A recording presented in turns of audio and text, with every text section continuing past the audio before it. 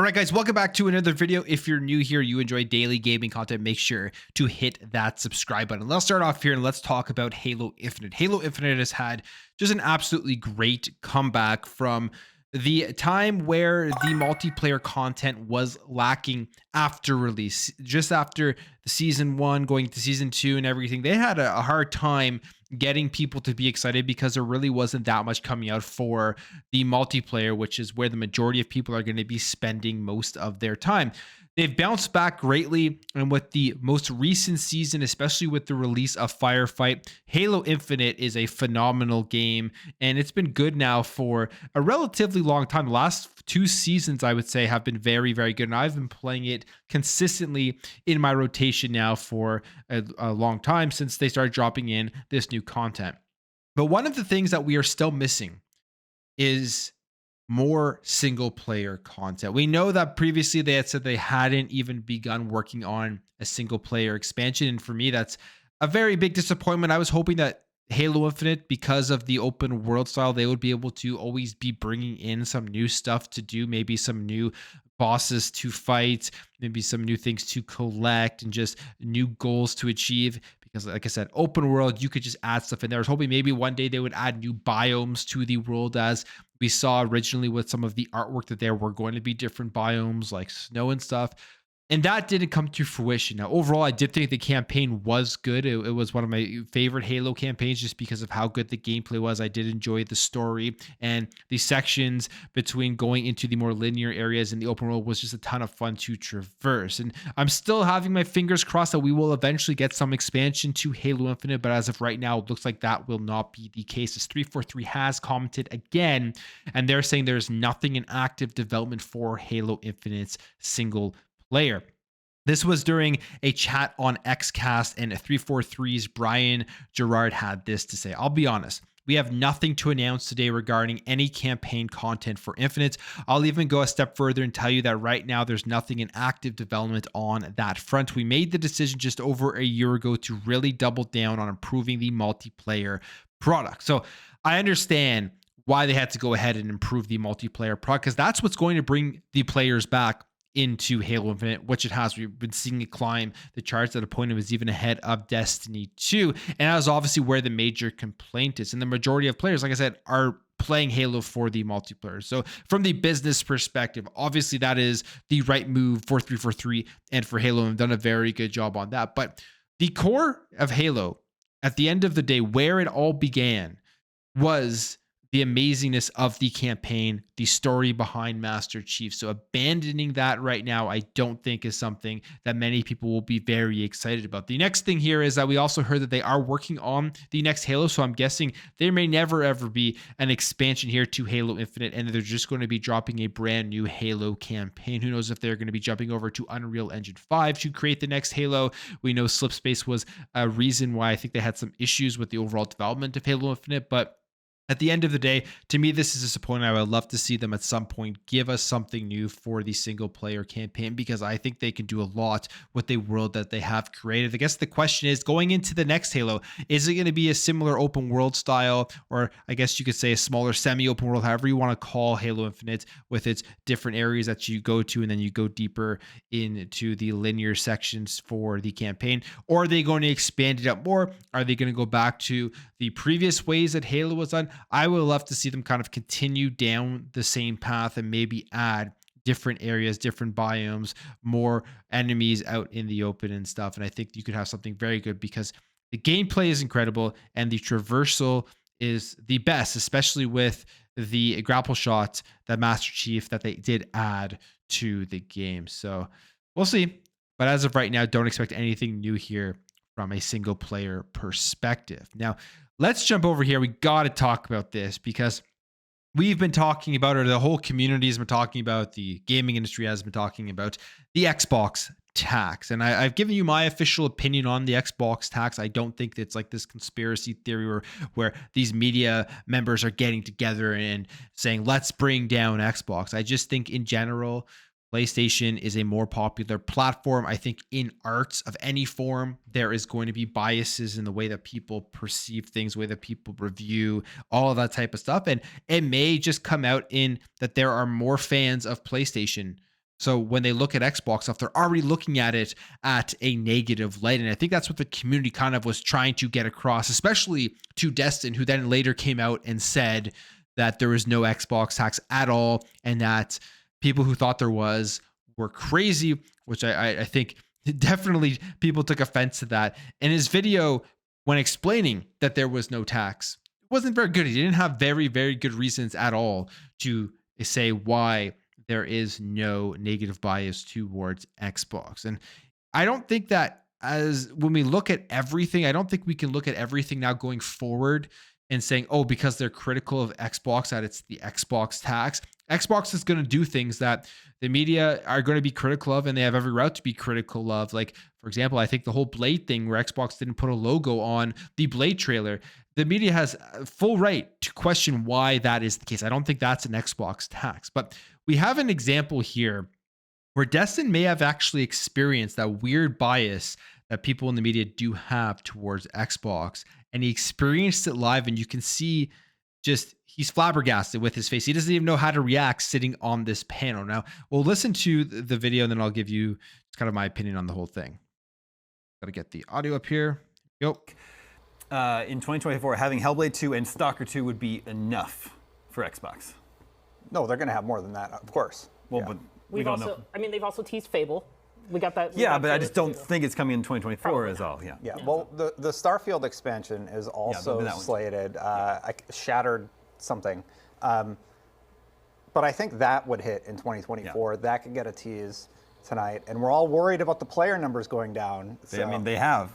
I'm being sarcastic. No, they have. Well, yeah, it's a single-player game. Okay. So, yeah. All right, we have got. So there you have it. I mean, there are plenty of games here that Xbox talked about at their own showcase that are slated for 2024. You have games here like Stalker 2, Heart of Trouble, which I mean he mentioned, but you also have stuff like Clockwork Revolution, which looks like it is going to be coming out in 2024. Hellblade 2, which he mentioned.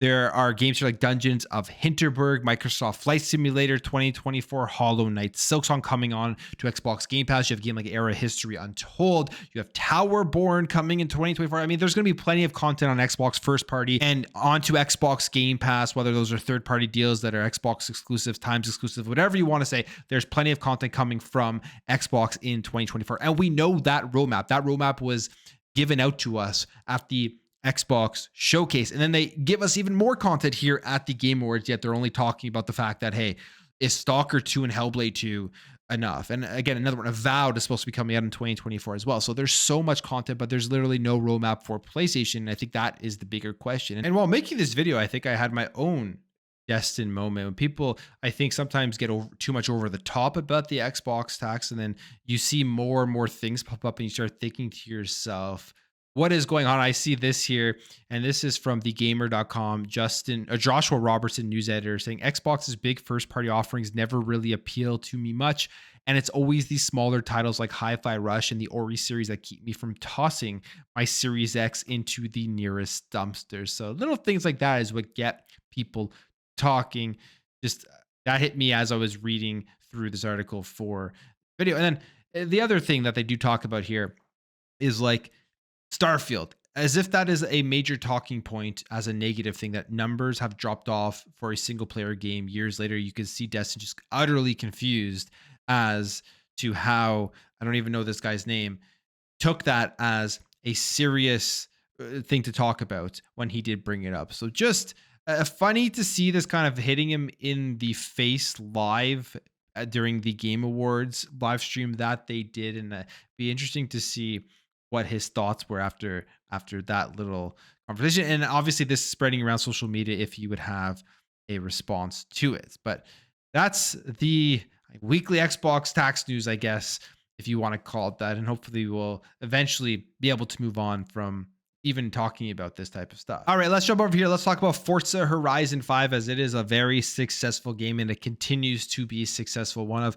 Xbox's biggest games that they have released, and it is continuing to grow now here in 2023, 2 years after its release, as it announced that it has surpassed 35 million players. You look down here in the global count, and it says 35 million and some that are playing this game, that have played this game. And I think this is just an insane success for Xbox when they're looking at engagement, they're looking at monthly active users, they're seeing numbers like this, they're seeing how successful their games are going on to Game Pass, also being spread out into the PC ecosystem, which is examples as to why they are doing the strategy that they are doing, getting as many people to play as possible. Because when you put out hit games like Forza Horizon 5, more people are going to be jumping in, which helps you expand out your overall brand, helps you expand out your overall ecosystem. People may then go check out your other games that you have. If they went and purchased the game on Steam, maybe they'll look at the Game Pass and see what other stuff is in there as well, if they realize that the game is in there. All of these types of things are very positive.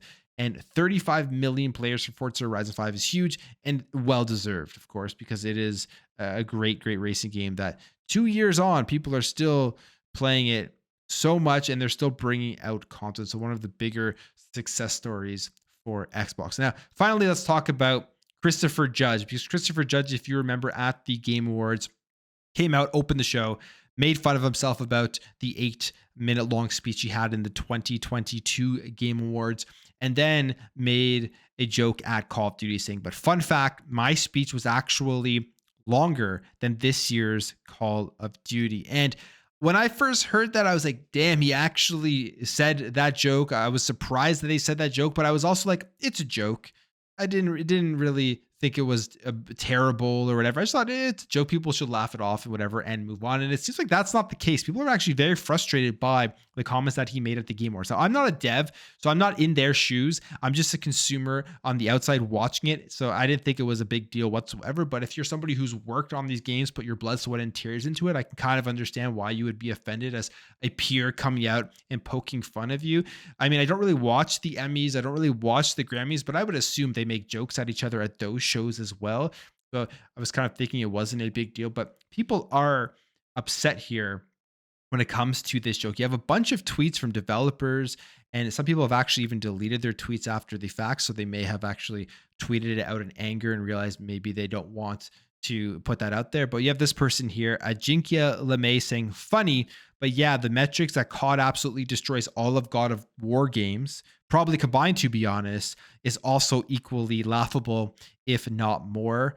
You have here that I believe Jinka Yame, they say there's a former Call of Duty developer at Infinity Ward that now works as a senior systems designer at Bungie. Then you have an associate art director of the fellow Call of Duty studio Treyarch. You have Nelson Plumy, which is no relation to Plume Network, but Nelson Plumy here saying, imagine having short user engagement once your game is consumed. Can't relate. So they tweet that out. Obviously, they're hitting back at Christopher Judge. Then you have this person here saying, honestly, as Call of Duty developers, we've heard way worse, and that they did not expect this from a peer at an event supposed to be celebrating this year's achievements in gaming, especially with all the information that was leaked about its development. That actually comes from the expert engineer at Sledgehammer Games, from Darcy Sandel.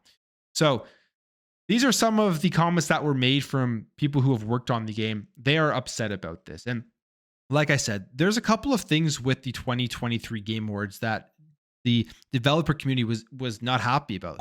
One, pushing off people who won awards off the stage as fast as they did and not giving them the time to thank all the people that they wanted to thank or just kind of say what they wanted to say. It was really fast. So how fast they would be pushed off, the music would be playing, it would be in the middle of the sentence that they were thanking or whatever, and the Game Awards music would come on, and it just wasn't a good look. Then you have this here, and again, the developers are not happy about it, and this is probably a pre-planned joke that was written in by the team who created the show this year, the script and all that type of stuff. Now, again, from my perspective as a consumer, I don't really care that much, but if I were in the shoes of a developer, I may have a completely different viewpoint on this, and I can get them being upset about the joke, about not being able to have time up on the stage and thank the people that they want to thank. I think Jeff Keighley kind of is in a lose-lose situation, because the previous year people were complaining about how long some of the speeches were. Now they're complaining about it being too short. he's going to have to do something in 2024 to have a better balance so that everybody gets kind of what they want. My opinion, making it a 2-hour show and just essentially maybe having a smaller section where they just dedicate time just to the awards on, I don't know, an hour before or an hour after or whatever, and then having a 2-hour show where they're showing off games, kind of split it up, then people can choose what they want. Maybe that would be a solution to the problem. I have no idea. I'm sure it's a lot harder than it looks and than it sounds in the viewer's eyes when watching the Game Awards. But I will end the video there, guys. If you did enjoy this video, make sure to hit that thumbs up. If you are new here, hit that subscribe, and I'll catch you guys in the next video.